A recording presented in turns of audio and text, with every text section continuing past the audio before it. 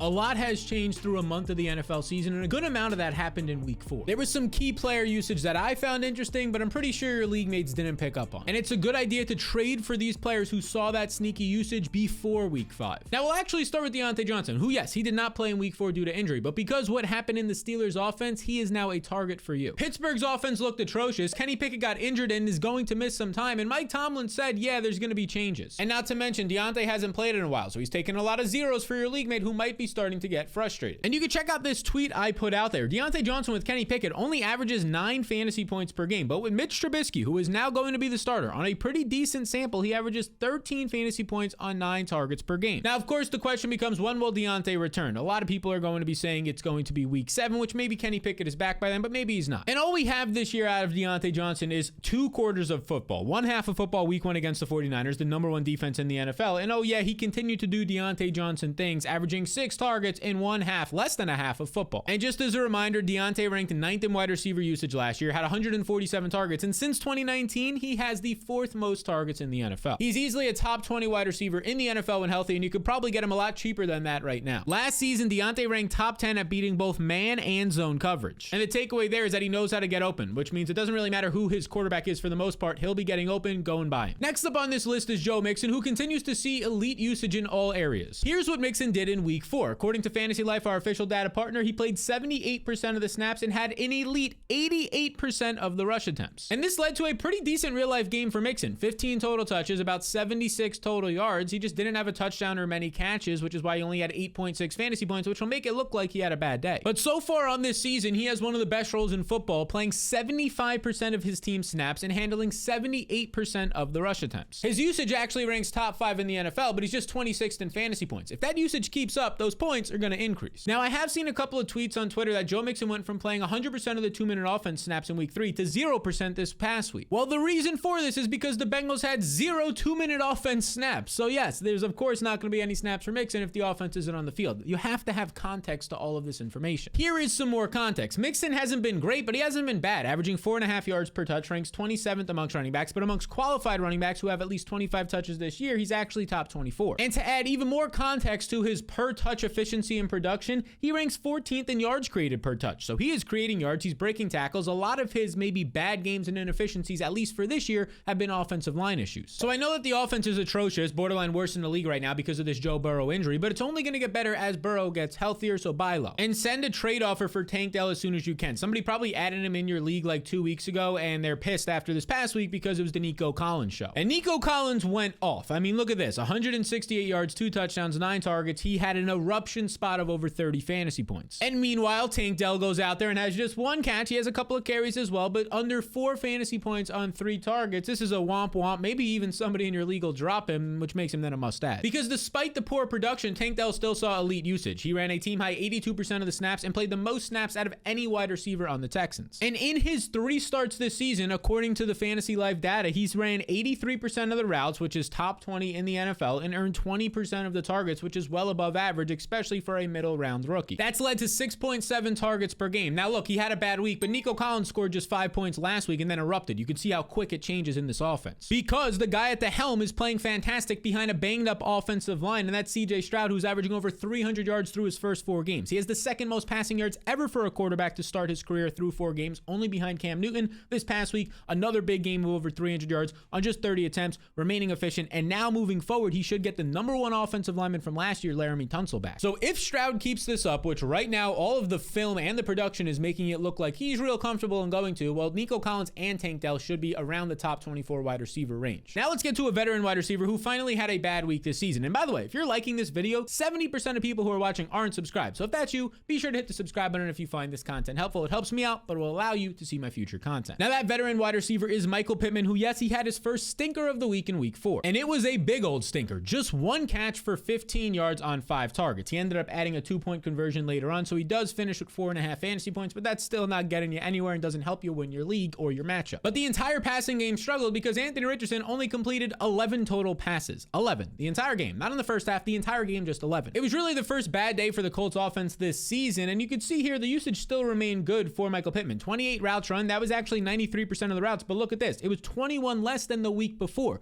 Just 28 routes despite the game going to overtime. I mean, this is by far his fewest on the season. And this was the other big difference. Look at the ADOT right here, the average depth of target. The first couple of weeks of the season, it was right around 5. So Pittman's average depth of target was 5 yards downfield. But then last week, it was 21.25. So 21 yards downfield on the average of his 5 targets. Basically, it was Anthony Richardson throwing deep the entire game, and it didn't work out, so I don't expect him to use that going forward. What worked the first 3 weeks was these easy passes underneath, but they got down big, and Anthony Richardson got trigger happy throwing it downfield. I expect Shane Steichen and the coaching staff of the Colts to change that and go to what worked in the first 3 games, the short passes. Now, despite the poor week 4 for Pittman, he's still seeing top 10 usage this season through 4 games. Pittman has ran 97% of the routes and earned 28% of the Colts targets. So buy low on Michael Pittman off of this bad game. And this one is going to be hard to do, but if you could possibly get Tony Pollard, this is like the only week you might be able to because he's coming off of his first bad week. Pollard posted just 9 fantasy points on 14 touches. And the weird part was that Dallas led this game by like 2 to 4 scores the entire game. So what gives here? Well, this wasn't Pollard's fault. He actually got pulled in this game earlier than he did in the other blowouts this year, like he did against the Jets and like he did week 1 against the Giants. Because in week 4, Pollard played just 54% of the snaps, only had 38% of the rush attempts. I mean, compare that to week 3, where he played 87% of the snaps and 82% of the team's rush attempts. He got pulled in the blowout. But entering week 4, Pollard was earning 25 opportunities per game on over 70% of the snaps per game, which also includes other games where he got pulled in the blowout. That's like Christian McCaffrey level usage. If you were to redraft your fantasy team today, Tony Pollard would easily be a first-round pick, and he'd probably be like the 7th, 6th player off the board. Because the dude's remaining efficient right now. He's 6th in yards created per touch, and right here, his carries plus his targets entering week 4 was the most out of anybody. The combination of that 76 out of all running backs this year. And maybe the most impressive part is what we're seeing out of Pollard in the red zone. You can see my tweet. Through 4 games, already 24 red zone touches, 10 more than any other running back, but he only has 2 touchdowns this year. He's been tackled on the 1-yard line a bunch. A couple of red zone penalties have killed some drives for the Cowboys. Expect that bad luck to change and go the opposite direction and him to score touchdowns. Because the average running back who has 24 red zone carries averages around 5 touchdowns. So he's clearly getting unlucky right now, Tony Pollard. And also, it doesn't help that he hasn't had 3 of his starting linemen, maybe his 3 best linemen on the team, the past 2 games. So try and get Pollard at a potential discount if you can right now, because he's a borderline top 5 player the rest of the way. Now, another running back who's worth sending a trade offer for is Jaylen Warren of the Pittsburgh Steelers, because his snaps have increased every week. And they topped out in week 4 at 48% of the snaps, 33% of the rush attempts. This is really good. He's forcing a borderline split backfield here. And it led to a solid game for Jaylen Warren. In a game where the Pittsburgh offense looked absolutely atrocious, Warren earns 14 opportunities, 6 targets, 54 yards. Those 6 targets are really impressive as well, because he has been pretty sticky in the receiving game this season. And like I mentioned, he's making this close to a split backfield because Najee this past week only played 52% of the snaps. They split the passing game work. 44% of the routes run for Najee,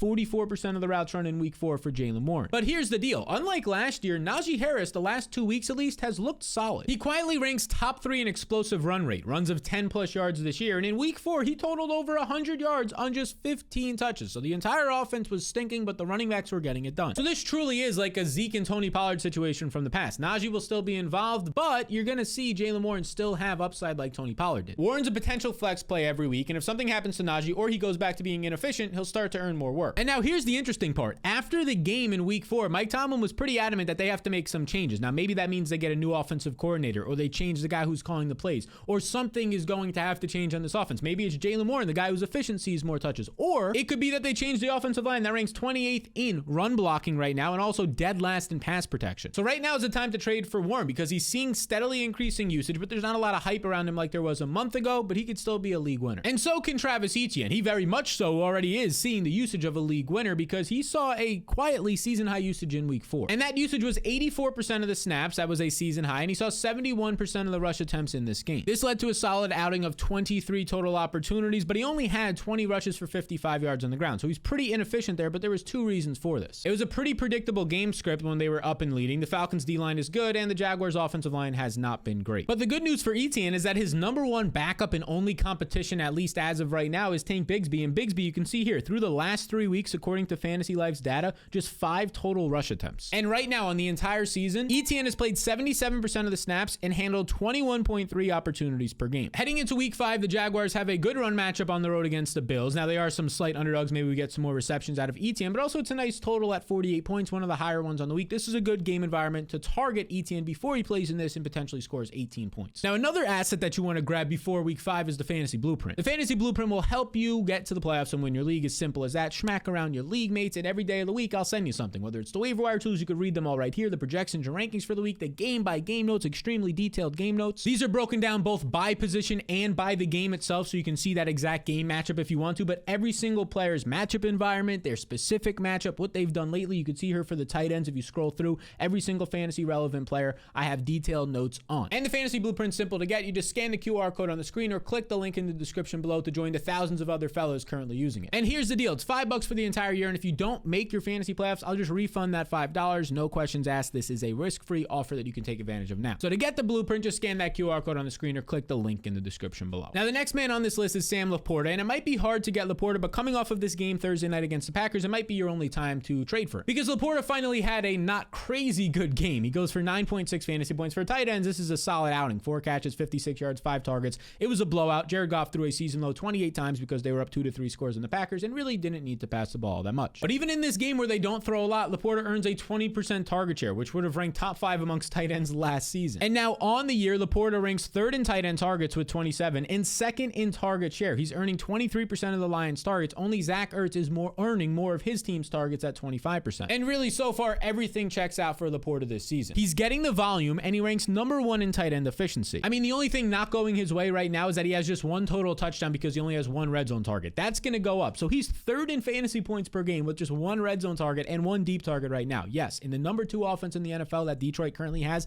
that will definitely be going up. So buy Laporta off this poor performance because he has solid matchups against the Bucs and Panthers coming up. Next up is Rachaad White, who actually saw season low usage in week 4. Yes, that's right. White played a season low 70% of the snaps and only handled 54% of the rush attempts. So what gives? Well, White was actually pulled late in the game on the final drive where Keyshawn Vaughn comes in. He plays the final 4 plays. He gets 1 carry in there for -1 yards, and then it's 3 kneel downs, but Keyshawn Vaughn was on the field for these, so he gets credited for these 4 snaps. If you take away that usage, it was actually 73% of the snaps for Rachaad White, and looking at just the running back carries, 75% of those carries. So that's still strong usage, and he had a quality game, 18 overall touches for 78 yards. That's not terrible by any means, but he only had 10.8 points, no touchdown, no big crazy play for 100 plus yards, so you can probably still buy him low. Overall right now, Rachaad White is playing fine. I mean, if anything, he's not an extremely efficient back right now because the Bucs 27th ranked run blocking unit. But considering all the hate that came out after week 1 about Rachaad White not being efficient, these last couple of games, he has been efficient on a per touch basis when you take away and factor for the bad offensive line. And oh yeah, he's still running a ton of routes. Even in the game where he gets pulled last week, you can see right here, he runs 79% of the routes. He's running 73% of the routes on the year. And this is important because running backs who see this type of usage, over 70% of the routes, finish as a top 15 back on average. So expect some big games out of White after his bye week that's coming up because look at his schedule. The fella's going to have some beneficial matchups. He's going to be getting a couple of home games against the Falcons and Lions, the Lions being the good matchup, and also the Bills and Texans on the road are solid spots. So trade for Rachaad White and this next running back who's a similar fantasy relevant player around like the RB 15 to 20 range. And that guy's name will be James Conner, who plays for the Cardinals, who finally got down big in a game. They could be 3-0 this year, right? They've been in a lot of close games, a couple plays here or there, they're 3-0. But this past week against the 49ers, it was a loss all the way, which led to more passing. Now, despite that, we saw weird usage. Just 60% of the snaps, only 58% of the rush attempts, and 49% routes run for James Conner. Okay, so they got down big. Does this mean James Conner wasn't the passing down back? And this usage led to just 12 total touches for 6.6 fantasy points, only 2 targets. Again, in a game where they trailed the entire time, he only sees 2 targets. What's up with that? Well, believe it or not, this usage was skewed. If you look at the final 2 drives of this game, a 10-play drive for the Cardinals, Conner only plays half of these, so he loses 5 snaps. The 11-play drive for the Cardinals to end the game when it's a blowout, he doesn't play any of these, so he loses 16 snaps here. It was actually Amari DiMarcano who saw more usage. He played 24 snaps, by far a season high. He ran 19 routes, by far a season high. Those 19 routes, before that, it was just 7 routes run. So yes, this was a blowout